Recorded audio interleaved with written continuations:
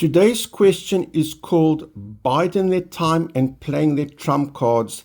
How to choose 7 from 10 people. A reminder, I have 2 YouTubes, Variety and Fun Math and Martin Tutorials. As today's question is arguably more advanced, it is only going to Martin Tutorials. Now onto this question which I just made up. It's a fun question. Okay, we have 10 members of an organization. We require 7 of them to work on a project. How many ways can we choose 7 people if, number 1, there's no restrictions, just which 7 of the 10 will there be? Number 2 is 2 of the members are called Donald and Joe and they're friends, they must be together. Either they join the group of 7 or they do not join the group of the 7. But we cannot have one and not the other. And part 3, unfortunately, we discovered Donald and Joe get into an argument. They don't like each other anymore. That group of 7 either has Joe or Donald, but not both. So with 3 parts, how do we do it? Well, part 1, straightforward, no restrictions. That's taking 7 from 10. That's 10, choose 7. And there's different notations depending which book you use.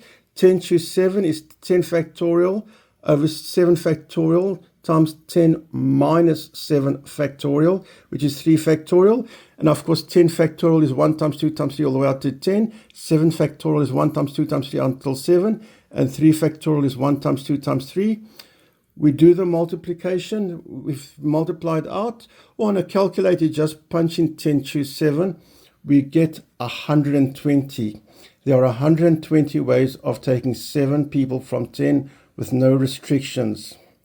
Now we get to part 2, where Donald and Joe have to be together. Okay, I'm going to start off with case 1, where Joe and Donald are part of the 7 volunteers. Okay, they do not participate in the mathematics. They participate in this group of 7, but mathematically, let's pretend each of those circles represents a person, and we're going to bring them over to join a group of 7. Joe and Donald are part of that 7, so we just put them here, and we need 5 more of that 8 to make 7. That would give us 8 choose 5. And 8 choose 5, we do the arithmetic, we get 56.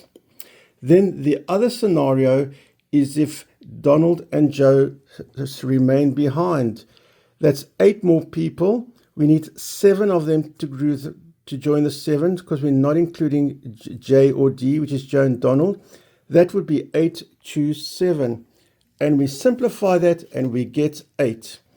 That means there's 56 ways where Joe and Donald are both part of the 7, 8 ways where Joe and Donald are both not part of the 7.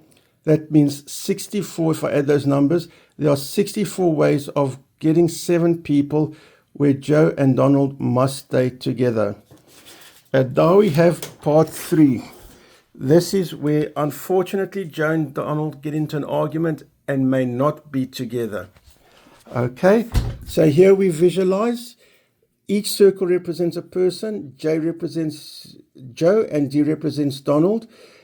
Joe remains behind. Donald joins us.